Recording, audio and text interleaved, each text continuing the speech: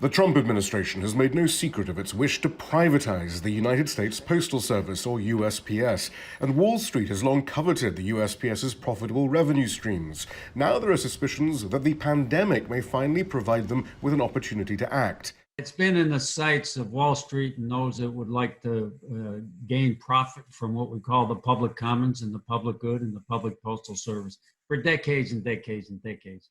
But it's intensifying under this current president and his administration. The USPS receives no taxpayer funding, and without an emergency $89 billion bailout, it says it will be forced to cease operations in a matter of months. By comparison, the US's private airlines just received a $50 billion bailout. Package mail has increased, but personal and marketing mail has dropped significantly. Those against a bailout argue that the USPS had been in financial trouble well before the spread of COVID-19 due to the rise of email, among other factors. And it is true, last year the USPS's net loss was around $8 billion. But there's a clear reason why the Postal Service is losing so much money. In 2006, Congress mandated that the USPS set aside $72 billion to cover the healthcare costs of retired postal workers 75 years into the future. This isn't a requirement for any other U.S. entity, government or privately held. The USPS makes a loss when you include that mandate. But without it, the USPS would have been able to report operating profits since 2013. A $10 billion loan has already been approved by Congress to help the USPS, but it's being held back by Treasury Secretary Steve Mnuchin, reportedly until the USPS raises rates and makes concessions on worker pay and benefits.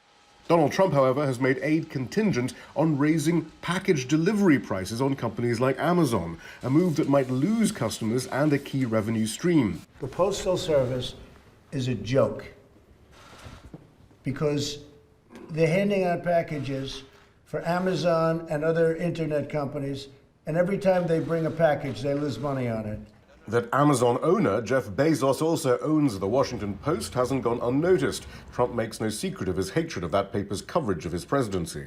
It's kind of a terribly perfect storm where you have Mnuchin and other longstanding conservatives trying to achieve their goal of cutting public services and privatizing the postal service and all of this mixed in with Trump's seemingly just personal vendetta against Jeff Bezos, the Washington Post, and by extension Amazon.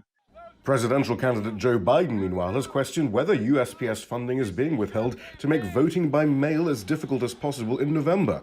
The fundamental issue, though, is whether market forces be allowed to encroach on a service that guarantees delivery of mail to 160 million households wherever they are for a flat fee. And it is a stark choice for the Trump administration. Is it willing to take responsibility for the cessation of the Postal Service, just when the public, and especially those in rural Republican areas, need it the most during an election year pandemic?